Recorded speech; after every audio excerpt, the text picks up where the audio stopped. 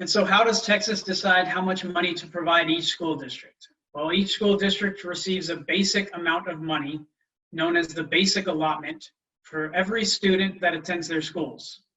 And then additional funding is provided based on the district's size and student characteristics. So for example, additional funding weights and funding is provided for students that are considered economically disadvantaged, bilingual, or receive special education services.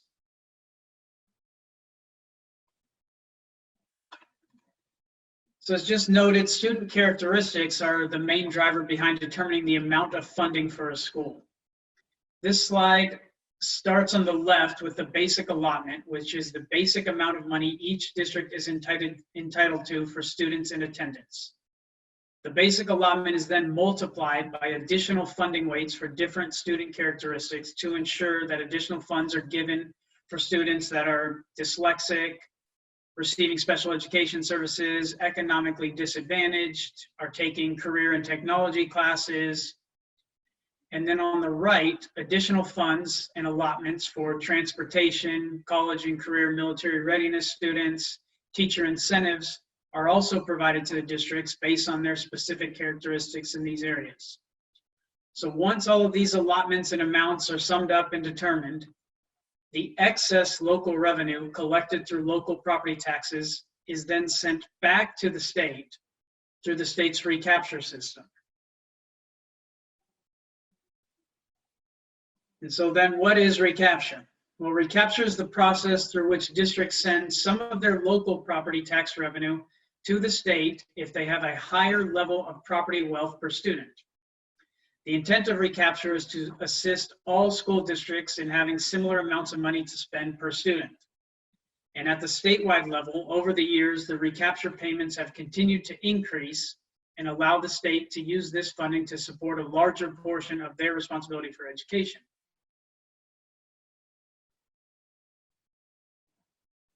And so I know that was kind of a lot to take in the short amount of time and a lot of information, but the next couple of slides will provide a closer look at home, and I'll share some high-level facts specific to AISD and what some of this data and information means to our district and our budget.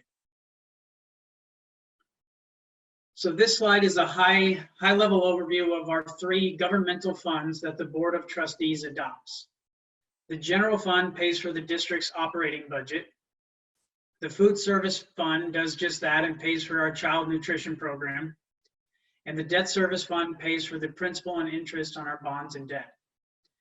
And so noting the expenditures here, we've budgeted $1.5 billion in the general fund, $25 million in food service, and $153 million in debt service.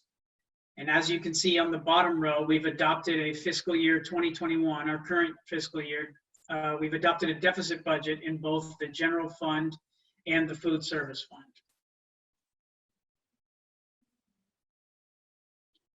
So this next slide shows the general fund budget, and it's broken down by function. And these are the general operational areas of the school district's budget. As you can see from the chart, the top functional areas of the budget include our recapture payment, instruction, maintenance and operations, school leadership, and support services. And so this year we've budgeted just over $600 million for our recapture, which makes up about 41% of the district's budget. And then our next largest expenditure category would be instruction, which accounts for 36% of the budget. Some of the other areas include transportation, extracurricular activities, general administration, maintenance. And what you won't see on here, but is embedded in most of these functions, is our payroll cost. And payroll cost makes up about 85% of the district's operating budget. And our operating budget excludes recapture. And so when you take out recapture, the rest of the money that we keep locally and we spend, 85% of that is spent on our payroll.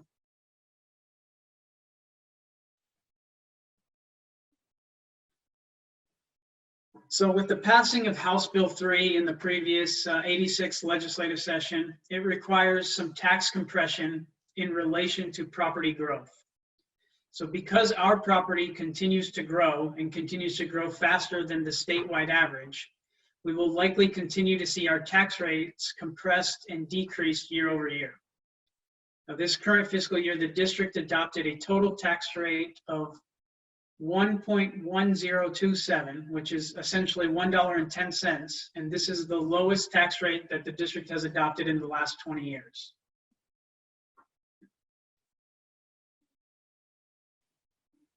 This next slide shows a history and our current estimated amount for enrollment and average daily attendance. The trend here is a slight decrease in enrollment, but last school year and this school year, we do show some data that deviates from the trend. Last year, shown here as fiscal year 20, had a slight increase in our overall enrollment. And then this year, in our current climate and culture, we're seeing enrollment numbers about 5,000 less than last school year. And the quick reminder here on student counts and how that impacts the budget is school districts receive funding based on our students and average daily attendance. The less students we have, the less funding we keep. And for a property wealthy district like ours, the more money we would then pay in recapture.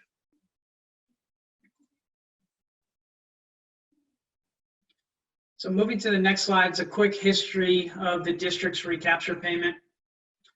Fiscal year 20, which was last year and the most recent year on this slide, was paid based on the new formula with the passing of House Bill 3. Now, this legislation did provide some relief to recapture paying districts, but as you can see, we still paid nearly $640 million last fiscal year, and this current year we anticipate to spend at least another 600 plus million. Austin ISD being a unique district with rising property values and increasing tax collections and a decreasing student count, we're likely to see our recapture increase year over year.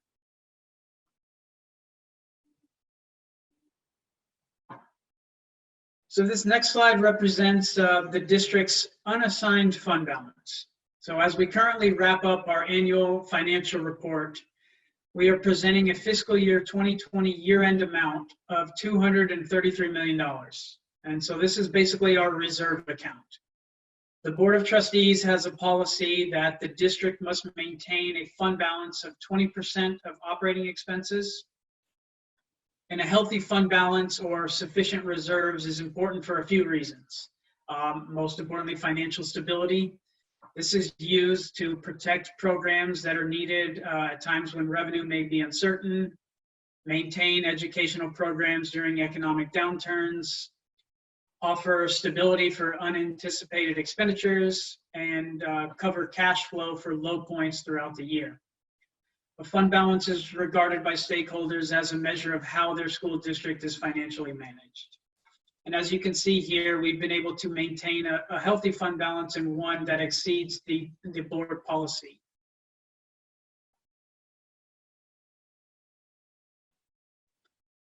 So these next few slides will show the cost of COVID-19 and our reimbursement opportunities.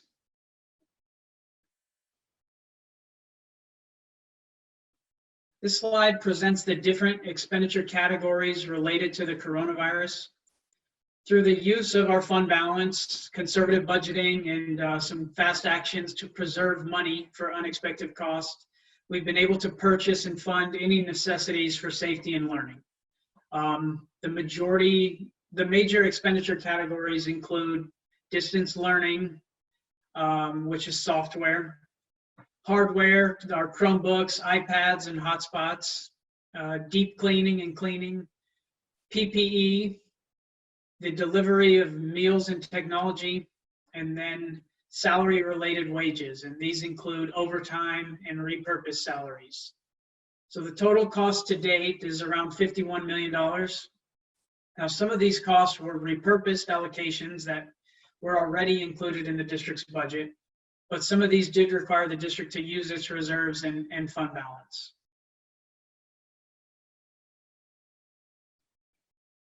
So this next slide shows our reimbursement opportunities related to COVID-19. I know it has a lot of information and it's probably more of an internal comprehensive document, but at a high level, The top two programs do not offer us any additional reimbursement for our COVID expenditures.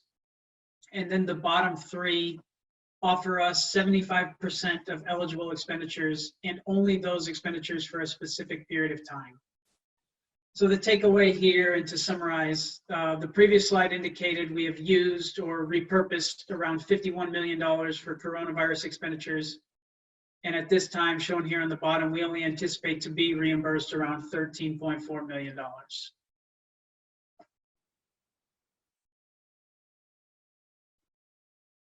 So these past slides have shown data and figures that, kind of focus on a history and our current year budget and expenditures, but we're also already planning for next fiscal year. The Board of Trustees approved a budget calendar to include the April presentation of next year's preliminary budget to be done through an equity lens, which will bring me to my last couple slides. So while equity is not new to the district, the presentation with highlights and emphasis on equity will be a new presentation to our Board of Trustees. We started this preliminary work with the Equity Office around the definition of equity, and this can also be found on our website, but the definition is educational equity means that each child receives what they need to develop to their full academic and social potential.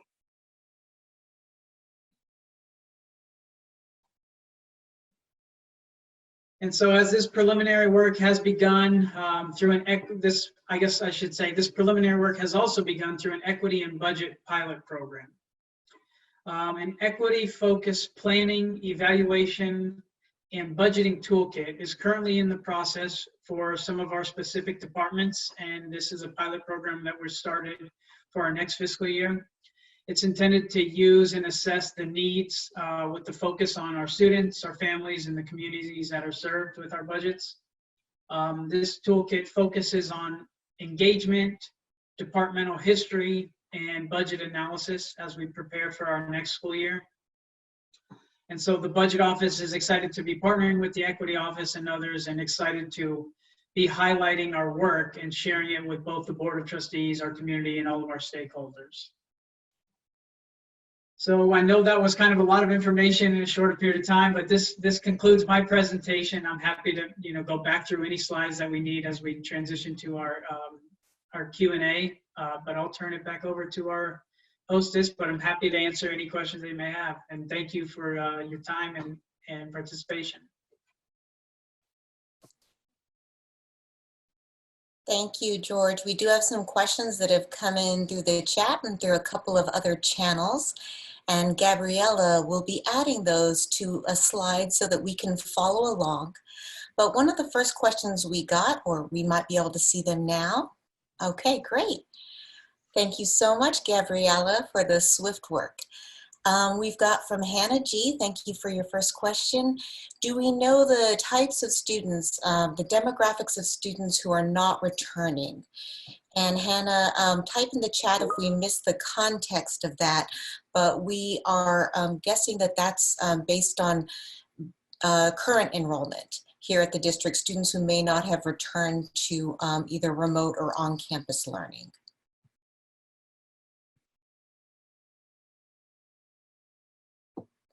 George, do you want to talk a little bit about attendance?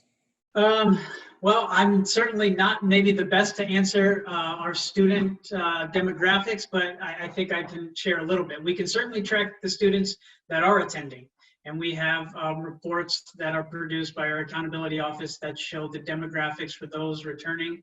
I guess in order to determine who is not returning, we can compare it against previous years with percentages, but specifically that might be a tougher one to answer who is not returning, where we would definitely be able to tell who is returning and showing up. And Hannah, if you provide your contact information to our community engagement team, we can also do a deeper dive. Dr. Elizalde and several of our district leaders have provided different updates to the Board of Trustees based on the students who have returned, and we see different percentages across the district. And so we can certainly try to circle back with you on that very important question. Thank you so much. Gabriella, next question.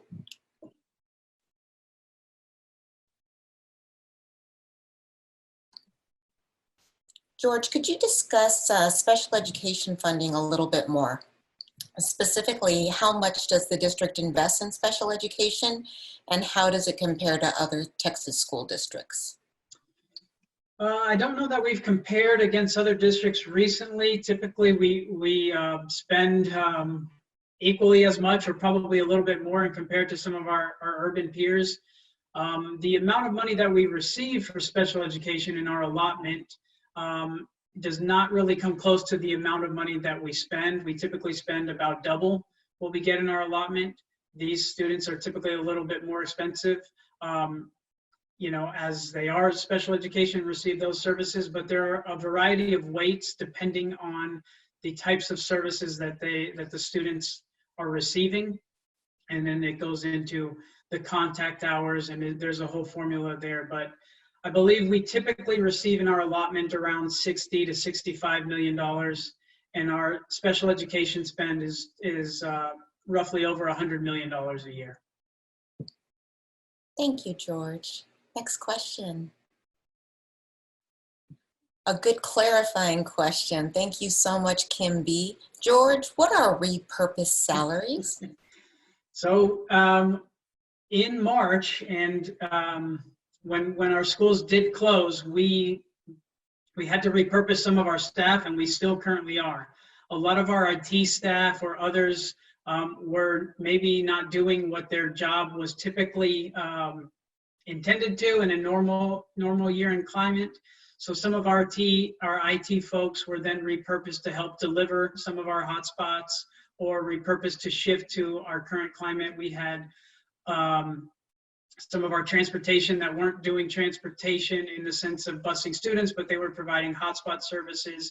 It was any kind of, believe they were mostly around transportation and IT, where those jobs kind of pivoted. And while we weren't adding FTEs and salaries to the budget, we had to pivot some of the salaries that were already in the budget and some of the duties of those people. And under some of the reimbursement opportunities, we were able to claim some of those expenses to get reimbursed on some of our expenditures. Great, next question. George, again, it looks like we might get a couple of Texas comparison questions. Yes. How do AISD investments in bilingual ed compare to our peers? This one's a tougher one for me to answer. I'd have to probably do a little bit more research. I do know, I can maybe talk at a higher level, that with the passing of House Bill 3, they've added some additional funding weights for bilingual, whether you're one-way, two-way, dual language. And a lot of that was based on things that the district was doing prior to. The district has been ahead of other districts in the state. And so with the passing of House Bill 3, like providing dual language and additional bilingual, like providing full day pre-K, we've typically been a trailblazer or ahead of the game.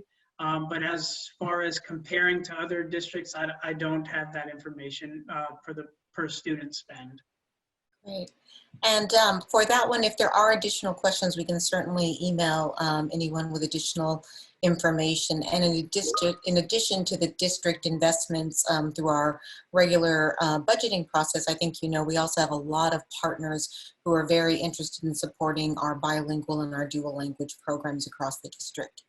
Gabriella, next question. What will be done with the results of the Equity Toolkit pilot you mentioned, George? Yes, so this will be, we have a kind of internal committee, and it's a group of our departments from the budget office, the equity office, the communications office, accountability, and it's our first year. So we're going to look at it, evaluate kind of what we see from it. We'll certainly share our results and our findings with our senior leadership and our administration. And then we'll probably also use some of that as we present our preliminary budget through an equity lens. Wonderful. And George, I'm just going to add to that one. So the community engagement department is one of the departments that's part of the pilot. And so we've been talking a lot in our department, and a lot of what the first year is, the way it's been explained to me, is that the this toolkit that we're kind of, the framework that we're running through is really to kind of set a baseline of where we're at so that we can have something in future years to kind of compare to, and then also to kind of tweak the tool based on how well it worked with the pilot groups to be able to, much like any other pilot, right? But a lot of it has to do with really asking these probing questions, a big piece of it being community engagement. So to what extent do, we do district-wide community engagement every spring, but it really probes down into, does your department in particular seek community feedback in terms of your budgeting priorities? Is special education using focus groups, for example, to think about how they can possibly be repurposing and looking at funds for the next year? And that goes for departments that may not really always think about community engagement, right? And so I think a lot of it has to do, it's meant to kind of be a thought exercise to get folks reflecting on this, and then again to set that baseline so that we have something to compare to. Where are we now, and be thinking about where we want to be, and then what steps we would need to take to get there. Thank you so much, Ali. Next question, Gabriella. How will our special education improve if AISD is paralyzed to invest more because of the maintenance of effort? And that is from our colleague and community partner, Lisa F. And George, it might help folks also understand if you can begin your answer with explaining what the maintenance of effort requirement is in the special education landscape of funding. So maintenance of effort requires to spend equal or additional amounts year over year. I'm probably not the best to answer. We have to contact our special education department on how special education will improve. I couldn't talk about the outcomes there. I could certainly talk about the funding and the dollar amounts that are invested and spent, but as far as the outcomes, I don't think I'm the best to answer that question. Thank you, George. Next question, Gabriella. How does the $1 billion bond that voters passed a couple of years ago affect our general fund? So it does not, and that's a great question. It does not affect the general fund. It is a totally separate fund, and what is nice about that is that the money that we collect in taxes for our bond program is not subject to recapture. And so it is very, important that districts, and especially our district that sends so much back in recapture, does pass the bond and does spend that money wisely, because it is used for capital projects, technology, transportation, and that money stays here with the district and is spent just here in our district. And just to add to George's good overview is the other distinction with the bond is it is a contract with the voters. And so those funds can only be used for things that were designated in the bond program. And we have a community bond oversight that helps ensure that that work is completed with fidelity to the promise and commitment we've made to the voters. I'm going to go ahead and interject, because while everything that Christian and George said is true, I want to point out that something folks may not realize is that if there are facility improvements that are needed, that are desperately needed and cannot wait for the next bond, then those facility improvements do come out of our general fund. So just to give an example, we have a middle school whose air conditioning is failing over and over, to the point where we had to rent a very expensive piece of equipment while we were waiting for another piece, right? And so when bonds can fund those kinds of really critical deficiencies in our schools, it does give some relief to our general fund, because then we're not taking that money to maintain and repair kind of some of these older buildings. So while the pots of money are completely separate, if we don't have funding from the bond that was earmarked specifically for those improvements, then the kinds of improvements that need to happen, we can't wait until another bond for an air conditioning for students in Texas heat, right? So the bond can have an effect that the more that we're able to update our facilities, the less that expense is gonna, for example, I think you saw probably on George's slide, the percentage of our budget that comes from energy costs. It's a really huge piece of our budget. And so if we can get more efficient heating and cooling in our schools, then that brings down the costs that are coming out of our general fund. So there is a relationship, even though they are different buckets of money. Yes, so facilities maintenance is included in the general fund, like Ali said. But as far as the large capital improvements and those that are put on the bond, separate from the general fund. Thank you so much, George and Ally. Gabriella, we have a quick time check and then just wanted to see if we had more questions in the slides, or did you want to transition to the House bill question in the chat? Yeah, so we have time for a couple more questions, and I saw a couple that came up in the chat during the Q&A session. So there's a question from Alex C. How has House Bill 3 helped AISD in the past, and what will it look like in the future? So George, if you could explain a little bit about what House Bill 3 is, and then answer that question.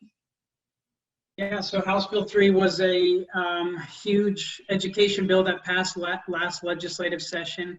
It changed a lot of the funding and funding requirements. So I know I mentioned that a few times. One of the things it did was update some of the kind of outdated formulas. It provided us with some recapture relief. So instead of spending, we were anticipating to spend almost 800 million last year. We only spent 640. But it allowed us to give historic raises. Last year, we gave 6% and 7% salary increases. And then this year, we gave 2% raises across the board. It allowed us to get additional funding for our early education allotment. It allowed for some additional funding for bilingual and dyslexic programs. So it added different programs and brought more money into the district. But again, it didn't fix everything, but it did provide some huge relief for recapture paying districts like ours. Thanks, George. And how in the future, I guess, sorry. No, go ahead, George. We're getting ready to go into a legislative session. So I know one of our priorities is to maintain and preserve all the funding that we've gotten from House Bill 3, but I guess more to come soon. Thank you. And then I think we've got a couple more questions in the chat. One, I think we can transition to Edna when we start talking about our legislative priorities. But Stacy M asked a great question. And Stacy, we're all newbies in many ways. George comes to us from the TEA, and he's one of the great experts at the district, but it's very nuanced and quite complex. So we're very fortunate that we have our Chief Business Officer with 5 decades of experience to help navigate this landscape for us. So as a newbie, Stacy M is asking, how are property taxes funneled into the district? And she uses an example as, does Westlake money stay there, or is it shared with schools on the east side? And so it may be helpful to kind of go back and provide a little information about recapture, how it works, and how like Westlake would be a different school district than us. And so what stays intact in the community and what is going to the state and then is returned to school districts. Yeah, so I guess I don't know enough probably about Eanes ISD, but Eanes ISD is a recapture paying district, I believe. Districts with excess, what it's now called is excess revenue, and so it's when you collect more in your local tax collections than your student characteristics say you should receive in funding. And so Austin ISD being property wealthy, Eanes ISD, others around the state, when they send that money back to the state through recapture, that money is then provided to districts that do not raise enough local tax collections to fund their student characteristics. And so I don't think, you won't see a direct correlation between one school district and another sending districts, sending funding, but you'll see that funding from recapture sent back to the state, then sent to, I guess you would say, property poor districts. Thank you, George. And then Lisa F has a question about special education and priorities as in the next legislative session. And I was thinking, Edna, I don't know if you want to weigh in now or if you'd like to include that possibly as part of your overview. Yes, I'd be happy to answer the question, Raul. Lisa, the board did approve a legislative priority that states that we support, let's see, I'm reading it on my iPhone, which is very small font, but that we do support legislation that would increase funding for special education. We spend twice as much in AISD than we get from the state, and so we do support additional funding provided from the state, and we do support that priority. Thank you, Edna. And then in a course, we often talk about special education in general across the district, but I always think it's important for us to highlight some of our specialized campuses. We do have Clifton as a career development center, and they do such a beautiful job providing opportunities to students, including certifications. And in the past, they've been among the highest passers of certification rates in the district.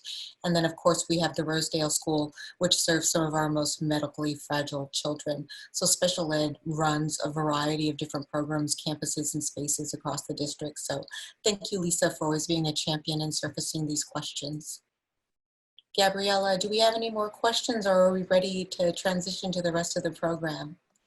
We do not. I think we're ready to turn it over to Allie to talk about engagement. Thank you so much. Allie?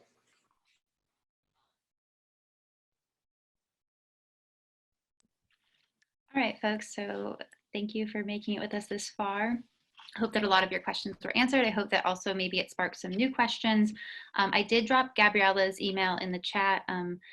Y'all are always welcome. We also have a online platform that's really helpful called Let's Talk. So if you have questions, so I hope that folks didn't feel frustrated. For example, if George can't tell you about enrollment, well, part of that has to do with George oversees, the tables, the budget, not necessarily, the student numbers. So if you submit a question in Let's Talk, the great thing about that is that it allows us to funnel your question directly to the person who oversees that specific thing. So Let's Talk is one of your options, as well as any of the folks that are on here, myself. My name is in my little screen there, but it's actually Allison, but you could also email Gabriella and she'll make sure your questions get to the right person.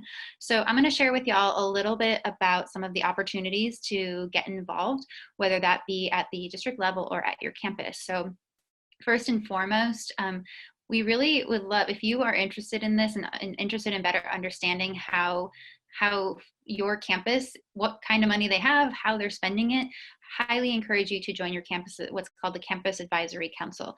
Typically, schools do recruit for the Campus Advisory Council at the start of the school year. However, oftentimes there's a set number of roles that we're seeking to have participants in, and we really aim to have a balance of teachers and community members and staff members, and oftentimes that balance can be hard to reach. So most campuses will accept members mid-year, because oftentimes they are looking for people to fill some of those positions and to get that into greater balance. And so the way that campus advisory councils work, I apologize if this is basic for some, but we're trying to make sure everyone's on the same level here. The Campus Advisory Councils have a kind of annual calendar of what things that they review. They are, I think, required to meet 8 times a year, so just about monthly during the school year. And they go over things like, for example, the campus improvement plan. So they look at what are things that this campus is aiming to work on this year, and what strategies have we said we're going to use, and how are we going to make those work.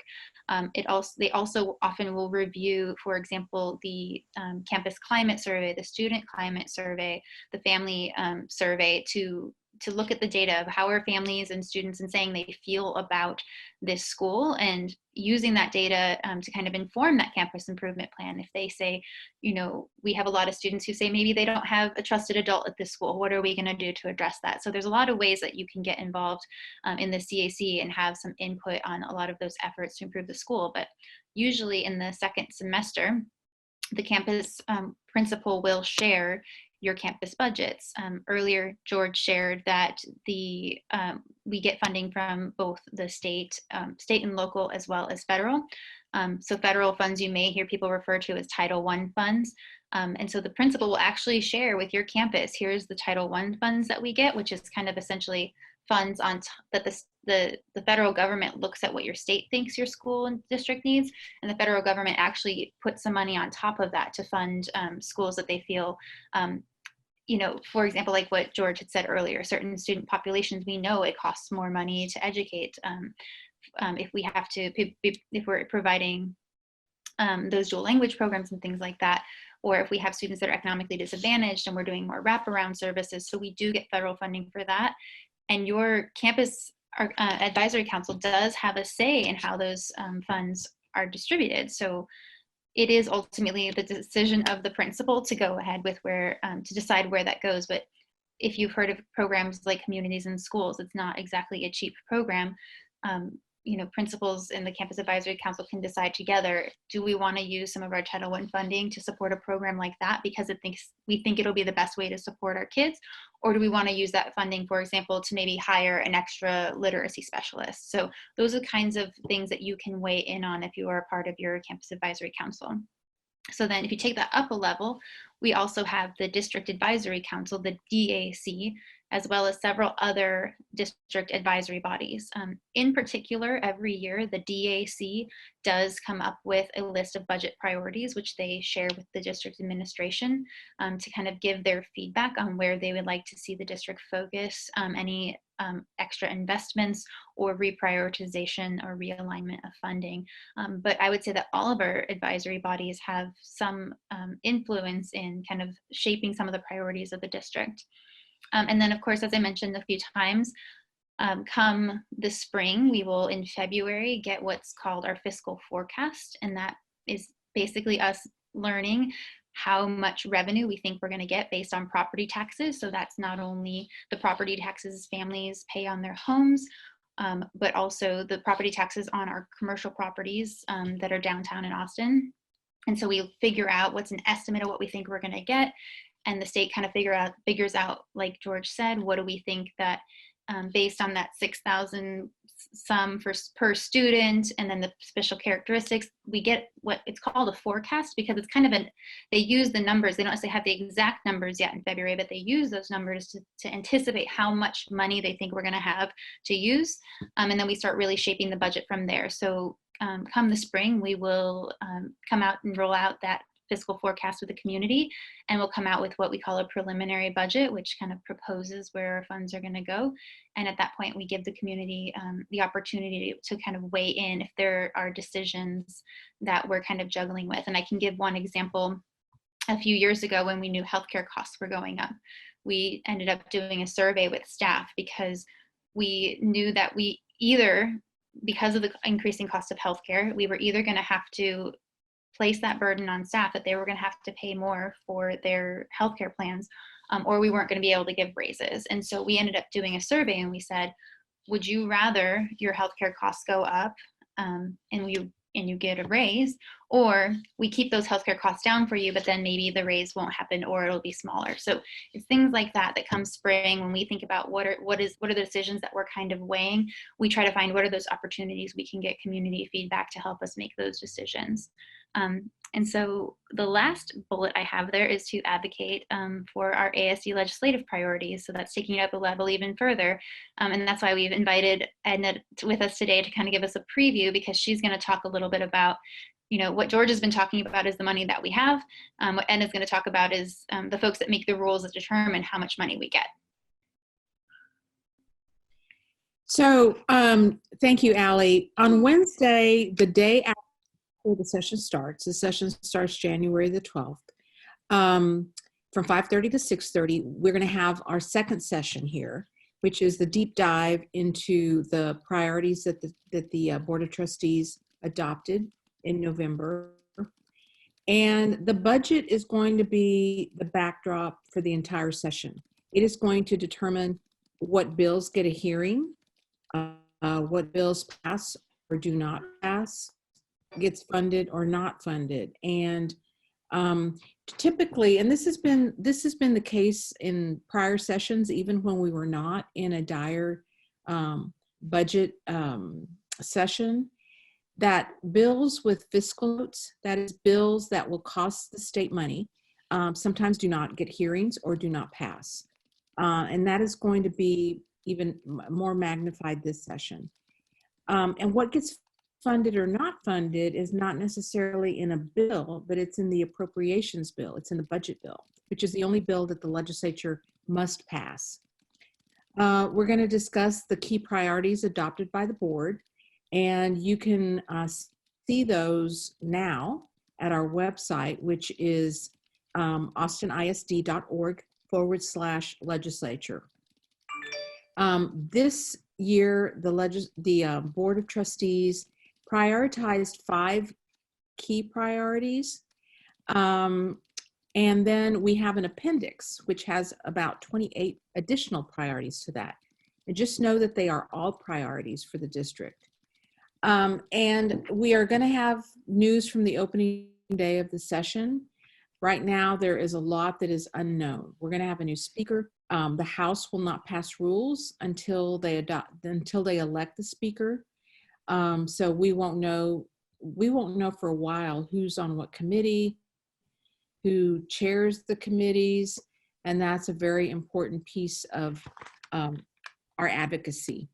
So we'll have news about that. I don't think that on January 13th we will necessarily know what committees are appointed.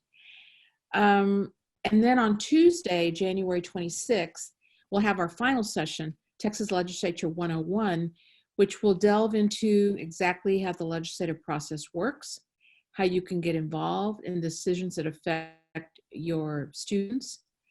We'll talk about how bills become law, what the process is going to be on public input. It's going to be very, very different this session because of COVID.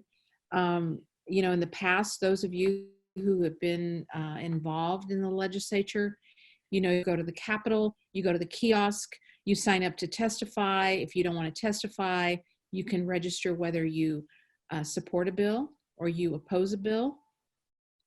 And they are probably going to let people into the Capitol unless you work there or unless you have an appointment with the legislator. I've heard that the Lieutenant Governor has said that if someone wants to come into the Capitol, they're going to have a COVID test 3 days before they come. They will be given a QR code in order to get inside the Capitol. So it's going to be very, very different. And we're anxious to know how we and you are going to be able to let your legislators know what your position is on a bill. Some of you have been a part of our Friday emails. Last session, we started to put out these Friday emails to let our constituents and our community know what was happening at the Capitol, what happened that week, what was going to happen the next week, what committee hearings were set, what bills were going to be heard. And then we also keep a running list of bills that support our AISD priorities or that relate to our priorities. And so look for those on our website. We don't have them up yet. It's a little bit premature right now because they're not going to have hearings on bills till probably at the earliest February. So be looking for that. If you want to sign up for these Friday emails, I sent the first Friday email yesterday to advertise this particular session tonight, and the next 2 that are going to happen in January. So if you want to sign up for these Friday emails, send me email at edna.butts, B-U-T-T-S, at austinisd.org, and I am happy to put you on the list for these Friday emails, which will probably start in earnest in January. So thank you all very much for being part of this, for being interested, for supporting our school district and our students.